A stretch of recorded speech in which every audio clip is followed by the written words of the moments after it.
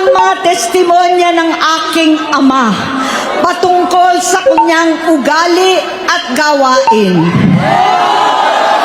Noon, dahil may tatay pa kami, hindi ko pa siya responsibilidad. Noong tumatanda, ay mas naging nakakabahala.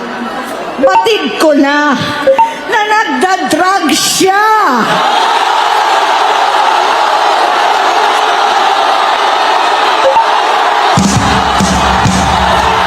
Nalaman ko at ng pamilya, seryoso ito. Minsan, kami ng Presidential Guard at Metro Gompa ang naglilinis tuwing nagpa-party po sila. Namuhay kaming magkakapatid sa ibang bansa. Kami-kami lang. Kinumbinsi ko pa si Bongbong, pakasalan mo na si Lisa.